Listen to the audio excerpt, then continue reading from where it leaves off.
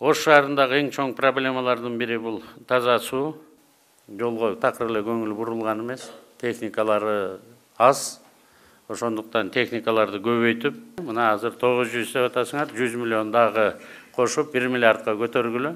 2022 жыл 672 гектарды түздү да. Жер жесир болбош керек да. Бул пайдаланбай шаардын ичинде калып калган аянттардын көлөмү. Номер 523 токтомуна ылайык 11 адамдан турган коллегия 2022 жылдын жыйынтыгы менен өткөрүлүп жаткан Ош шаарынын мэриясынын жыйынга коллегиянын бардык мүчөлөрү катышууда кворум бар. Кушбекович, Ош шаардык кеңешинин төрагасы Назылбеков Салмановго бүгүнкү коллегиялык жыйындын күн тартибине бир гана Ош шаарынын жылдын январь-декабрында 6 миллиард 72 миллион сомдук программалык контролдук кассалык машиналардын саны 10.032 дананы түздү. Ош шаары тарыхта борбор, түштүк борбор катары статуска ээ болуп келген. Фергана өрөөнүндөгү чоңдугу боюнча 3-чү шаар деп эсептелинет. Техниканын, цивилизациянын өнүккөн дооруна келгенде биз анын тарыхый статусун жоготуп албайлы деген иш аракеттердин үстүндө иштешибиз керек. Же артка калтырып койбой, тескеринче гүлдөтүп, өркүндөтүүгө жана кийинки урпактарга өткөрүп берүүгө милдеттүү экенибизди, ошо жана ага ушул жерде отурган бардык чечектүүлүктөр жоопкер экенибизди эстен чыгарбашыбыз керек. Ош шаарындагы эң чоң проблемалардын бири бул таза суу. Ошондуктан бул жөнүндө Бактыбек Жеңишбековичти бияка жөнөтүп атканда дагы тапшырма бергенбиз. Быйыл таза суу проблемасын чечиш керек.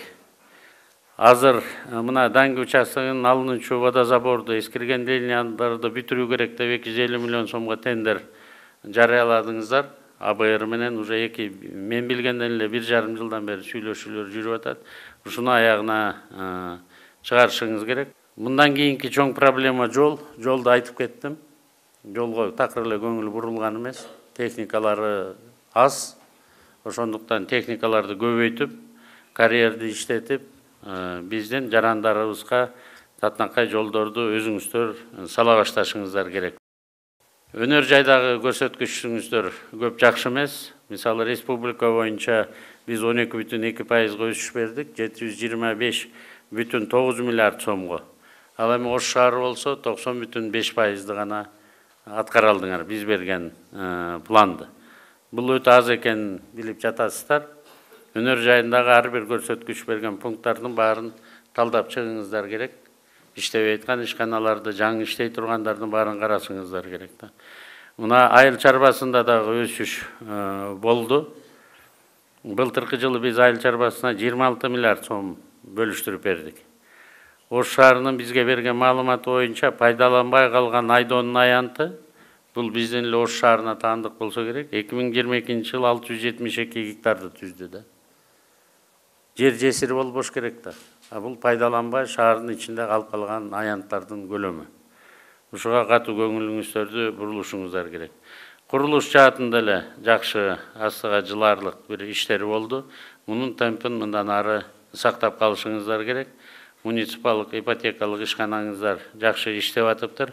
Мунун жакшы жактарын баарын өзүбүздүн государственный компания ипотекалык ага дагы анан жер-жердеги шаарлардын баарына биз жайылтышыбыз керек. Бүгүнкү күнү номиналдык орточо айлык эмгек акыны 23.525 сом деп бизге берип атасыздар. Анан Ош шаарында катталган чарба жүргүзүүчү субъектилердин саны 50.588 бирдикти түзөт деп атасыздар. Биз подоходный налогту толугу менен азыр жергиликтүү бюджетке өткөзүп бердик. Дүйнө жүзү боюнча ошол экендей.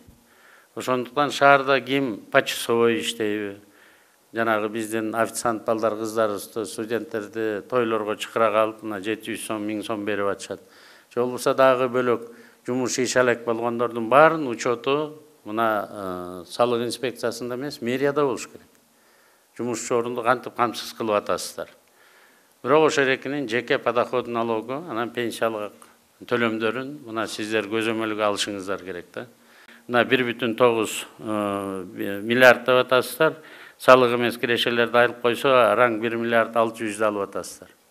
Бишкек шаары 15,5 миллиард болду да.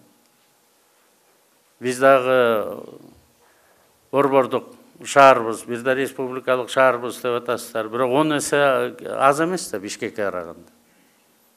Мейли 4 эсе болсун, азыраак болсун. Бирок силер 10 эсе салык чогултпай айтпайсыңар. Ушул боюнча сиздерге милдеттеме, мына азыр 900 деп атасыңар, 100 миллион дагы кошуп 1 миллиардка көтөргүлө. Биз 1 миллиардка республикалык бюджеттен жардам берүүгө аракет кылабыз. Интернет 1 саатка өчсө, баары бийликке кыжалат болот да. Свет өчсө, ошондуктан мэриянын кызматкерлеринен абдан чоң саясий эрк дагы керек. 24 саат 7 күн иштешиңиздер керек. Ошондой ыңгайсыз жараткан ситуациялардын баарын жокко чыгарып коюшуңуздар керек да. Быйыл ар кандай тышкы жана ички тоскоолдуктар болбой койбойт деп эч ким кепилдик бербейт. Бирок баарыбыздын көзөгөн максатыбыз бир болгондо кандай гана тоскоолдук болсо дагы биз жеңип өтөрүбүздү билишибиз керек. 503 миллиард сомду толтурабыз. Биринчи айдын пландарынын баарын салык, бажы жана бөлөк бизге киреше бере турган булактын баары толугу менен толтурду. Бул максатыбызды өлкөнүн көмүскө экономикасынын деңгээлин кыскартпайынча биз жете албайбыз. Салык кодекси менен жылдык кирешеси 8 миллион сомго чейин жетпеген биздин бизнесмендерибизди, жаңы бизнесмен алек болгондорубузду бошотойлу деп атабыз салыктардан. Бирок алардын ар биринде контролдук кассовый аппарат болушу керек. Электронный счет фактура жана электронный товаротранспортный накладной болушу бул өтө маанилүү нерселер. Ар бир точкага мониторинг уюштуруп, бизге шаар жетекчилиги толугу менен жардам бериши керек бул боюнча. Урматтуу кесиптештер, президентибиз койгон максаттарга жетүү үчүн бизге Кыргызстандын ар бир жарандын колдоосу керек. Жалпы элдин ишеничине жетүү үчүн сиздердин ишиңиздер натыйжалуу болушу керек. Мыйзамга шылтоолой бербей, практикалык иштерге көбүрөөк басым жасайсыздар деп мен ишенем. Бийлик элге иштеши керек. 2021 жылдын тийиштүү мезгилине салыштырмалуу 758 миллион. 22 жылдын жыйынтыгы менен катуу таштандыларды иштетүү системасын жакшыртуу, мекемелердин кызматкерлеринин эмгек акылары толугу менен төлөнүп, 2 жылдын январь-декабрь айларына 1 миллион 61 миң сомду түзүп, же болбосо 112%. Башка сунуш жокпу? 2022-2023 окуу жылына каралган мектептер 8, окутуу орус тилинде жүргүзүлгөн мектептер 9. Балансыңыздагы жолдор. Внутренние дороги деп сөйлөнөт. Жолдордо ошолдой кичинекей көчөлөр ички жолдор. Анан шаарда да карабай атасың. 148 миллион сомду. Мектеп бул 50%га бүтүп калган, бирок бул азыр заказчы бул жакта ошо биздердики аз иштеп аткандан кийин. Сүрөттөрүндө эле тапшырып атат. Бүт авариялык мектептердин сүрөттөрүн бүгүн чечим кабыл алабыз. Кайсылары